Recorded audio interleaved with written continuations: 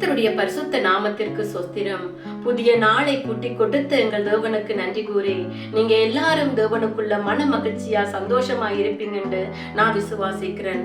ஆண்டவராகிய கர்த்தர் இன்றைக்கு ஒரு வேத வார்த்தையினூடாக உங்களிடம் பேச சொல்லுகிறார்.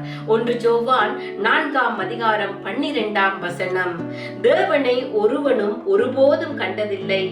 நாம் ஒருவரிடத்தில் ஒருவர் அன்பு கூர்ந்தால் தேவன் நமக்குள் நிலைத்திருக்கிறார், அவருடைய அன்பும் நமக்குள் பூரணப்படும்.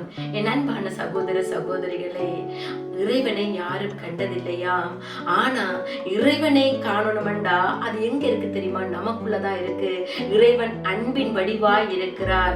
அவர் அன்பாகவே இருக்கிறார். நீங்க அன்புள்ள இருதயம் கொண்டவர்களாக இருந்தீங்கண்டா ஆண்டவர் உங்களுக்குள்ளதான் வாசம் செய்கிறாரு.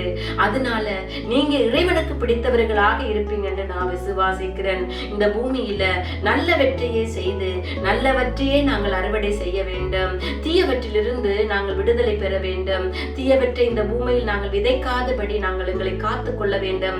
அதற்கு என்ன செய்ய வேண்டும்? அனுதினம் தேவனை தியானியுங்கள், வேதத்தை வாசியுங்கள். அதை உங்களோட வாழ்க்கையில நீங்க பின்பற்றி கொண்டு வரும்போது நீங்கள் தேவனின் மறுரூபமாக மாற்றப்படுகிறீங்க. இயேசு உங்கள் ஒவ்வொருவரையும் நேசிக்கிறார். அவர் அன்பின் வடிவாய் இருக்கிறார். அப்ப அவரை நோக்கி ஜெபிப்போமா? அன்பான தகப்பனே, இந்த வீடியோவை பார்த்து கொண்டு இருக்கிறவங்க ஒவ்வொருவர் மீதும் உமது அன்பு நிலை நிற்க வேண்டும். ஆண்டவரே, முடிவு பரியந்தம் உம்மோடு நிலை நிற்க உதவி செய்யுங்க. உம்முடைய அன்பு எங்கள் இருதயங்களுக்குள் ஊற்றப்பட உதவி செய்யுங்க. நீங்க அன்பின் வடிவாய் இருக்கிறீங்க. நம்முடைய அன்பு எங்களுக்குள் நிலை நிற்க ஆசீர்வதிங்க, பாதுகாத்துக் கொள்ளுங்க.